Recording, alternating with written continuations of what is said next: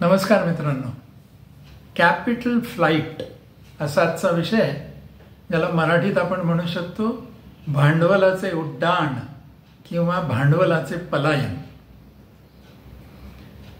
एका देशात विकासासाठी बाहेरच्या देशातून गुंतवणूक येणं आवश्यक आहे.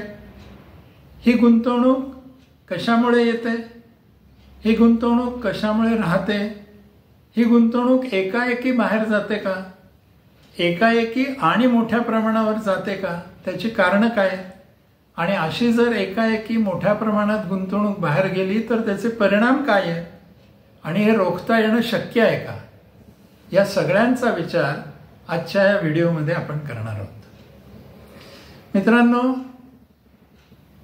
जागतिक स्तरावर भांडवलाचा प्रवाह आता खूप मोकळा झालेला आहे. त्यामुळे कोणत्याही देशातला गुंतवणूकदार दुसऱ्या कोणत्याही देशात गुंतवणूक करू लागलाय. याला आपण इन्फ्लो म्हणतो. ज्या देशामध्ये भांडवल येतं त्या देशात भांडवलाचा इन्फ्लो होतो आणि ज्या देशातनं भांडवल बाहेर जातं त्याला आपण आउटफ्लो ऑफ कॅपिटल असं म्हणतो. आता ह्या गोष्टी तर सामान्य आहेत. एखाद्या देशामध्ये चांगलं गुंतवणुकीला पोषक वातावरण असलं, नफा चांगला असला तर बाह्य देशातले गुंतवणूकदार अशा देशात गुंतवणूक करायला उत्सुक असतातच. त्यांना ज्या वेळेला पैसा लागेल त्यावेळेला ते आपलं भांडवल बाहेर काढून घेणं आणि दुसरीकडे गुंतवणं ही अत्यंत सामान्य बाब आहे. पण एक सोपं उदाहरण घेतलं तर मला वाटतं यातला फरक, भांडवल बाहेर जाणं आणि भांडवलाचं उड्डाण, यातला फरक पटकन लक्षात येईल. उदाहरण आहे आपल्या रोजच्या बँकिंगच्या व्यवहाराचं. बँकेत आपण पैसे ठेवतो, ही सामान्य बाब आहे. बँकेतून आपण पैसे लागतील तेव्हा काढतो, ही पण सामान्य बाब आहे. पण कधी कधी असं होतं का की काहीतरी न्यूज येते, काहीतरी बातमी पसरते आणि सगळे ठेवीदार बँकेच्या दारात लाईन लावून पैसे काढायला उभे राहतात. याला फक्त रेग्युलर विड्रॉवल असं म्हणता येईल का? ही काही सामान्य विड्रॉवलची बाब नाही, तर ही असामान्य असं विड्रॉवल आहे. लोक रांगा लावून मोठ्या मोठ्या रकमा बँकेतून विड्रॉ करायला लागतात. याला आपण विड्रॉवल न म्हणता रन ऑन बँक असं म्हणतो. अगदी तेच आपण कॅपिटल फ्लाइट आणि कॅपिटल विड्रॉवल याला लावू शकतो का बघा. एखाद्या गुंतवणूकदाराने आपले पैसे गुंतवलेले बाहेर काढणं ही सामान्य बाब आहे. पण सगळ्याच गुंतवणूकदारांना मोठ्या प्रमाणावर जलद गतीने पैसे बाहेर काढायची सुरुवात केली की त्याला आपण काय म्हणू शकतो, त्याला म्हणू शकतो कॅपिटल फ्लाइट. भांडवल तर बाहेरच्या देशातनं येतच असतं.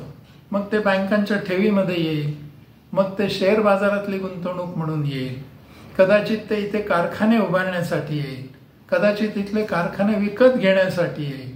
वेगवेगळ्या कारणासाठी भांडवल येतं. इथे त्याच्यावर उत्पन्न त्यांना मिळतं आणि म्हणून ते इथे गुंतवतात. त्यांना बाहेर परत पैसे लागले किंवा अन्य देशात गुंतवणूक करावी असं वाटलं तर इथून ते पैसे काढणार आणि बाहेर पडणार. ही सामान्य बाब आहे. पण अशा काही घटना घडतात, अशा काही बातम्या येतात की ज्याच्यामुळे या गुंतवणूकदारांना दोन गोष्टी, मोठ्या प्रमाणावर आणि जलद गतीने आपलं भांडवल या देशातनं काढून घ्यावं असं वाटायला लागतं आणि ते भांडवल बाहेर काढून घेतात. त्याला कॅपिटल फ्लाइट किंवा भांडवलाचं पलायन असं म्हणता येतं. आता हे कशामुळे होतं? मला वाटतं अगदी सोपं आहे. सगळ्यात पहिलं मोठं कारण जे असतं त्याला आपण म्हणूया राजकीय कारण. शासनच स्थिर नाही आहे, राजकारण सगळं अस्थिर आहे, भ्रष्टाचार मोठ्या प्रमाणावर होतोय, प्रशासन कमकुवत आहे, सुरक्षितताच नाही आहे, कुठल्याही धोरणात सातत्य नाही आहे, सरकार मोठ्या मोठ्या कर्जमाफी देत सुटलेलं आहे. असं जर सरकारचं धोरण असेल तर स्वाभाविक आहे की अशा देशात पैसा गुंतवलेला ठेवणं हे जोखीम वाढवणार आहे. याला मी म्हणतो पहिलं राजकीय कारण. दुसरं एक कारण असू शकतं ते आर्थिक कारण. आता हे आर्थिक कारण म्हणजे तरी नेमकं काय, तर आर्थिक अनिश्चितता. देशामध्ये बेसुमार चलनवाढच होतीये. देशामधलं सार्वजनिक कर्ज खूप वाढत चाललेलं आहे. अर्थव्यवस्थेचं अयोग्य व्यवस्थापन आहे. बँकांची स्थिती बिघडलेली आहे. अशा स्थितीत त्या देशात पैसा ठेवणं शहाणपणाचं उरत नाही. तिसरं एक कारण असू शकतं ते म्हणजे घटता विनिमय दर. ज्या देशात पैसा गुंतवलाय त्या देशामधल्या चलनाचं अवमूल्यन होत आहे. विनिमय दर घसरत चाललेला आहे. असं जर होत राहिलं तर देशातून परदेशात पैसा जाणं हे सुरू होऊ शकतं. आणि एक कारण म्हणजे देशातले करांचे वाढते दर. करांचे दर जर वाढायला लागले तर त्याचा परिणाम स्वाभाविकपणे नफ्यावर होणार, त्याचा परिणाम विक्रीवर होणार. आणि असा जर परिणाम झाला तर गुंतवणूकदारांना परतावा जो मिळतो तो परतावा कमी मिळत जाणार. म्हणून गुंतवणूकदारांना असं वाटणं स्वाभाविक आहे की आता या देशातनं काढता पाय घेतला पाहिजे. काही वेळेला आर्थिक दडपशाही सुरू होते. म्हणजेच रिझर्व्ह बँक ही व्याजाच्या बाबतीत असेल किंवा बँक व्यवहारांच्या बाबतीत असेल असे काही नियम करायला लागते की ज्याच्याने हे व्यवहार सुलभ राहत नाही. त्याही वेळेला पैसा अशा विदेशात ठेवणं हे जोखमीचं वाटायला लागतं. देशामधले मालमत्तेचे अधिकार जर बदलले, म्हणजे उदाहरण सांगायचं झालं तर एखाद्या सरकारने जप्ती करायला सुरुवात केली, एखाद्या सरकारने मालमत्तेचं राष्ट्रीयकरण करायला सुरुवात केली, तर अशाही वेळेला प्रॉपर्टीज ठीक राहील की नाही, ताब्यात राहील की नाही, तिचं मूल्यांकन घसरेल की काय, अशा भीतीमुळे सुद्धा कॅपिटल फ्लाईट सुरू होऊ शकतं. आणि अन्य काही कारणं असू शकतात. जसं देशातली कायदा आणि व्यवस्थाच बिघडली, बाह्य आक्रमणाचा धोका निर्माण झाला, चलनाचं सतत अवमूल्यन सुरू झालं, घुसखोरांचं प्रमाण वाढलं. मला असं वाटतं ह्या सगळ्या गोष्टींमुळे एक जोखीम निर्माण होते आणि मग गुंतवणूकदारांना असं वाटतं की या देशात पैसा ठेवणं आता सोयीचं नाही, सुरक्षित नाही, फायद्याचं नाही. आणि मग ते मग आम्ही म्हटल्याप्रमाणे जलद गतीने आणि मोठ्या प्रमाणावर एकाएकी भांडवल दुसऱ्या देशात न्यायला लागतं. आता हे कॅपिटल फ्लाईट कायदेशीर मार्गानेही होतं आणि त्याला काही बेकायदेशीर मार्ग पण आहेत. कायदेशीर मार्ग म्हणजे अगदी सोपा आहे, मी भांडवल टाकलंय, मी आता विड्रॉ करतोय.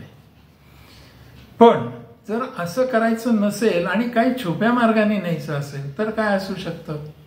दोन मार्ग असतात. एक मार्ग म्हणजे ओव्हर इनव्हॉइसिंग ऑफ एक्सपोर्ट्स. मी ज्या वेळेला एक्सपोर्ट करीन,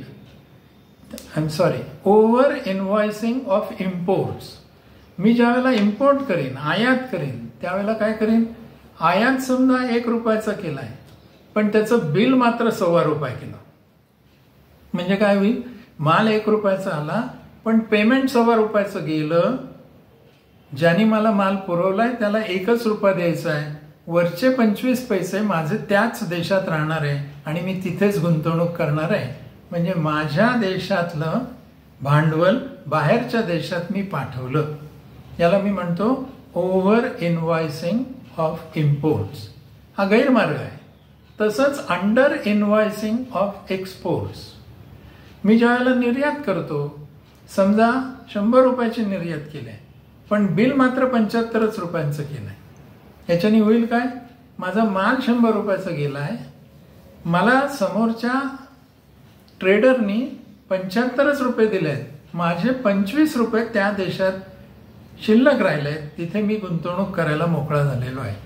हेही इल्लीगल मार्ग आहेत. अशा मार्गाने ही कॅपिटल फ्लाईट होत असते. याचे काही परिणाम होणार का? निश्चितच होणार. त्यातला सगळ्यात मोठा परिणाम म्हणजे ज्या देशातनं कॅपिटल फ्लाईट सुरू होते त्या देशातली गुंतवणूक घटायला लागते, गुंतवणूक कमी व्हायला लागते. गुंतवणूक कमी झाली की स्वाभाविकपणे विकास दर कमी होतो, स्वाभाविकपणे रोजगार कमी होतो. असा पैसा बाहेर जायला लागला की विदेशी चलन गंगाजळी कमी होते. आणि चलन गंगाजळी कमी झाली रे झाली की चलनाचं अवमूल्यन सुरू होतं आणि हे अवमूल्यन झालं की आयात महाग होते आणि ही आयात महाग झाली की देशामध्ये भाववाढ व्हायला सुरुवात होते. शासनाच्या महसुलावर याचा काही परिणाम होतो का? स्वाभाविकच होतो. जर इकॉनॉमिक ऍक्टिव्हिटी कमी झाली, गुंतवणूक कमी झाल्यामुळे, तर सरकारला मिळणारे कर सुद्धा, कराची रक्कम सुद्धा कमी व्हायला लागते. बँकांवर निश्चितच परिणाम होतो. शेवटी ह्या जी काही कॅपिटल फ्लाईट होते त्याचा बँकेच्या ठेवींवर सुद्धा परिणाम होतो आणि त्या ठेवी घटतात.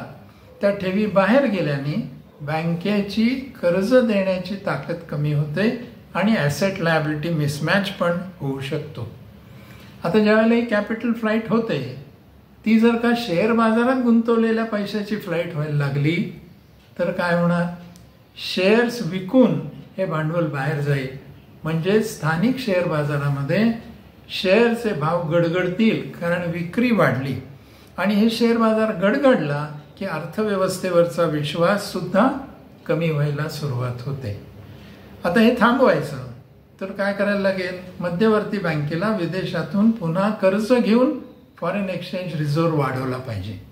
आता हे कर्ज घ्यायचं अशा परिस्थितीत म्हटल्यावर स्वाभाविकपणे कर्जाच्या अटी शर्ती या थोड्याशा कडक असतील, स्ट्रिंजंट असतील.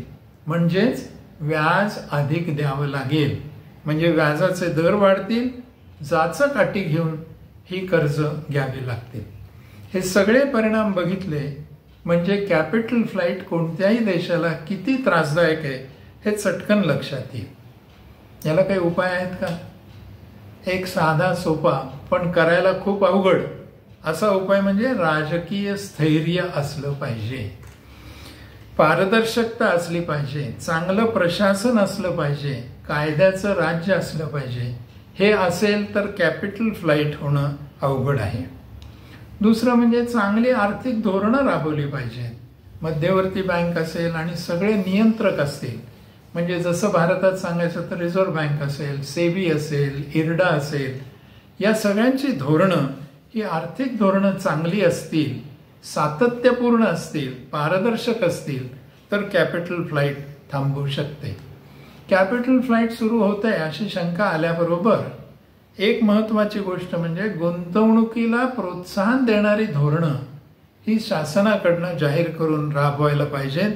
म्हणजे नव्याने गुंतवणूक आकर्षित होऊ शकते आणि कॅपिटल फ्लाईटचा फटका हा कमी बसू शकतो.